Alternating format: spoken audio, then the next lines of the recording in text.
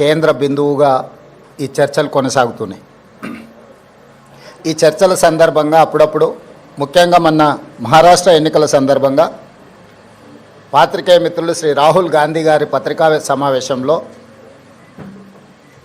అదానీ గారి నుండి తెలంగాణ రాష్ట్ర ప్రభుత్వం, ఆ రాష్ట్ర ముఖ్యమంత్రి రేవంత్ రెడ్డి గారు నిధులను స్వీకరించారు కదా, కాంగ్రెస్ పార్టీ ఏ విధంగా అదానీ గారి తప్పులను ప్రశ్నిస్తారు అని చెప్పి పాత్రికేయ మిత్రులు ప్రస్తావించడం జరిగింది.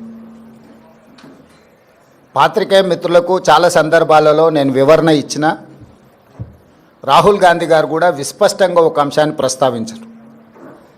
చట్టబద్ధంగా, రాజ్యాంగబద్ధంగా రాష్ట్ర ప్రభుత్వాలు కానీ కేంద్ర ప్రభుత్వాలు కానీ ఏదైనా అంశంలో టెండర్లు పిలిచినా, ఏదైనా అంశంలో పెట్టుబడులు పెట్టడానికి అవకాశాలు కల్పించినా అందరికీ సమానమైన అవకాశాలు, అందరూ పోటీ పడే విధంగా నిబంధనలను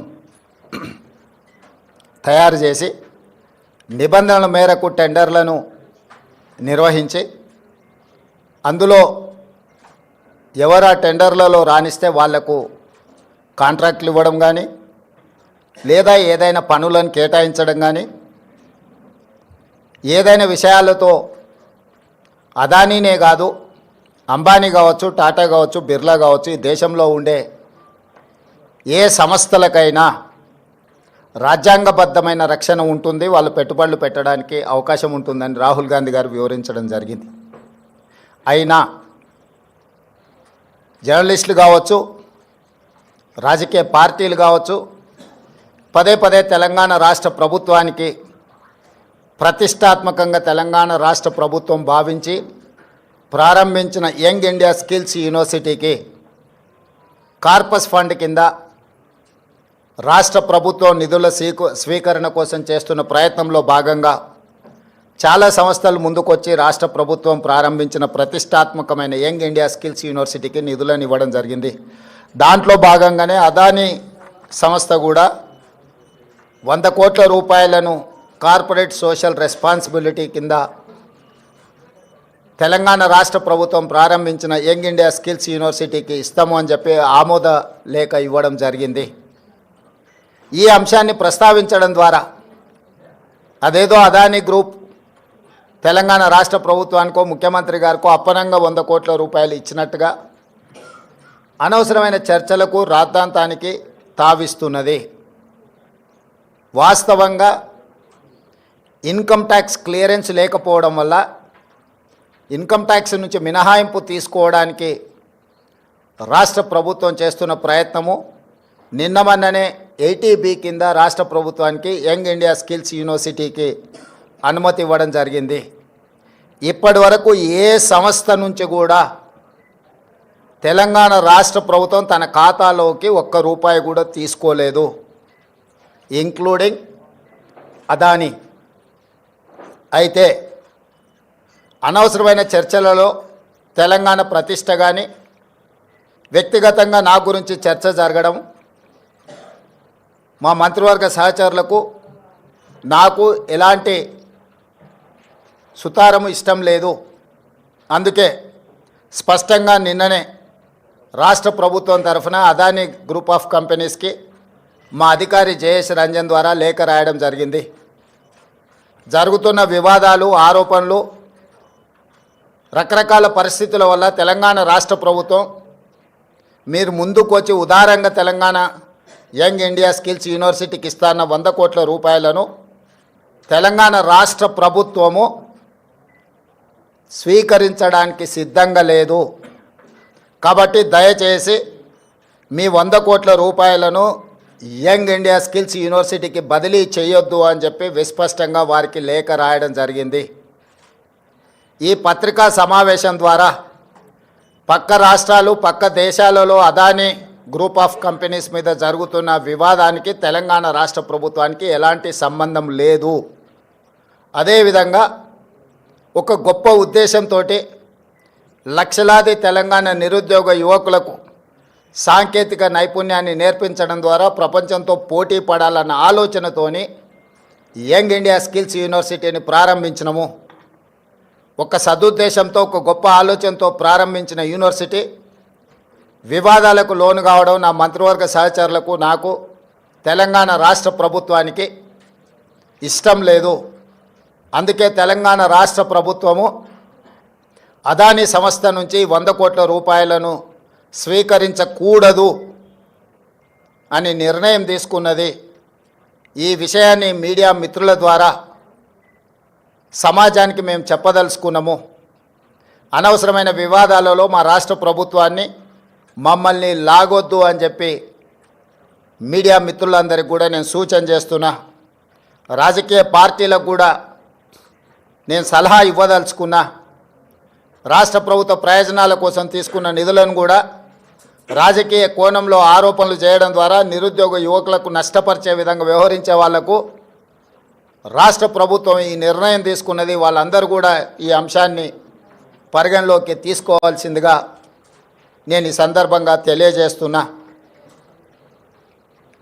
అదేవిధంగా ప్రతిసారి ఢిల్లీకి ముఖ్యమంత్రి కానీ మంత్రులు కానీ పర్యటనకి వెళ్ళాలనుకున్నప్పుడల్లా మీడియా మిత్రులు మంత్రివర్గ సమావేశం, అధిష్టానంతో చర్చలు అయిపోయింది. మంత్రివర్గం శాఖలు బంద్ చేయడం, శాఖలలో కూడా మళ్ళా ఎవరికి ఏది ఇవ్వాలనో అన్నిటినీ మీరే నిర్ణయిస్తున్నారు. ఈ ఢిల్లీ పర్యటన ఓం బిర్లా లోక్సభ స్పీకర్ గారి కూతురు యొక్క వివాహ కార్యక్రమం ఉన్నది. గతంలో నేను, ఉత్తమ్ కుమార్ రెడ్డి గారు, కోమటిరెడ్డి వెంకరెడ్డి గారు పార్లమెంట్లో సభ్యులుగా మేము ఉన్నాం. వారితో మాకు వ్యక్తిగతంగా పరిచయం ఉన్నది. వారు ప్రత్యేకంగా ఆహ్వానించారు కాబట్టి ఓం బిర్లా కూతురు వివాహానికి హాజరు కావాలి అని చెప్పి నేను, ఉత్తమ్ కుమార్ రెడ్డి గారు ఢిల్లీకి వెళ్తున్నాము. ఈ పర్యటనకు రాజకీయ ప్రాధాన్యత లేదు.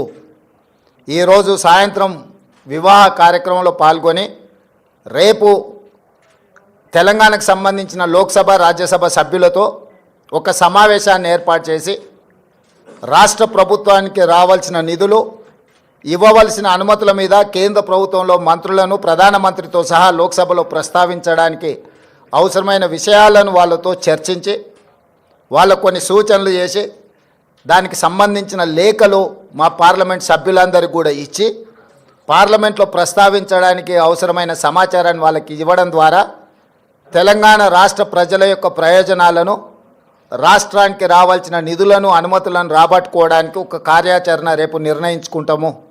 అదే కాకుండా ప్రధానంగా ఎయిర్పోర్ట్స్ విషయంలో, మెట్రో రైలు విషయంలో, అదేవిధంగా నీటి కేటాయింపుల విషయంలో ఇట్లా ప్రధానమైన అంశాలు కేంద్ర ప్రభుత్వం దగ్గర దీర్ఘకాలికంగా వాయిదా పడుతూ వస్తున్నాయి.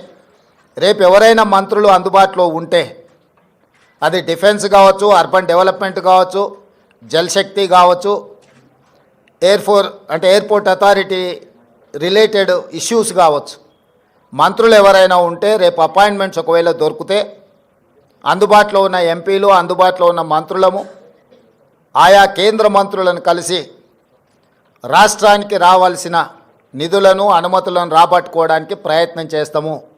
ఈ ఢిల్లీ పర్యటన ఇంతే. కొంతమంది హరాజ్ పాట పాడినట్టు 26సారి, 27సారి, 28సారి అని ఇట్లా హరాజ్ పాటలు పాడుతున్నారు. వాళ్ళలాగా పైరవీల కోసమో, కాళ్ళు పట్టుకోవడానికో, కేసులను ఎత్తేయించుకోవడానికో, మోడీ ముందు మొక్కలిల్లడానికో ఢిల్లీకి వెళ్ళడం లేదు. కేంద్ర ప్రభుత్వాన్ని అవసరమైతే నిలదీసైనా రాష్ట్ర ప్రభుత్వానికి రావాల్సిన నిధులు, అనుమతులను తెచ్చుకోవడానికే మేము ఢిల్లీ పర్యటన చేస్తున్నాము. ఎవరి కాల్లో పట్టుకోవడానికో, కేసుల నుంచి తప్పించుకోవడానికో, గవర్నర్ నుంచి అనుమతి ఇవ్వకుండా ఆపుకోవడానికో మా ప్రయత్నం కాదు. వాళ్ళకి నేను సూచన చేస్తున్నా, మీరు 10 సంవత్సరాలు నిర్లక్ష్యం చేయడం వల్ల రాష్ట్రానికి తీరని అన్యాయం జరిగింది.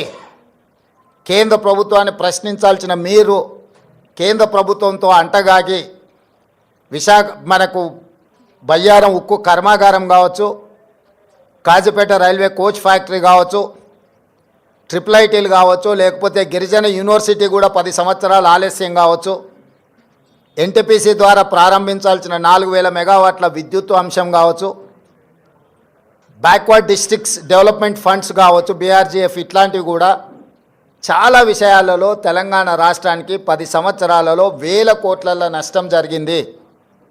అది మన హక్కు, ఎవరి దయనో కాదు. మన హక్కుల కోసం మనం ఢిల్లీలో పర్యటించాలి, కేంద్ర ప్రభుత్వాన్ని కలవాలి, కేంద్ర ప్రభుత్వం నుంచి నిధులు తెచ్చుకోవాలి. ఇది భారతీయ జనతా పార్టీ ట్రెజరీ నుంచి ఇవ్వడం లేదు, కేంద్ర ప్రభుత్వ ట్రెజరీ నుంచి ఇవ్వాల్సి ఉంది. ఇది ఫెడరల్ స్ట్రక్చర్ ఉన్న ప్రభుత్వము, యూనియన్ ఆఫ్ స్టేట్స్.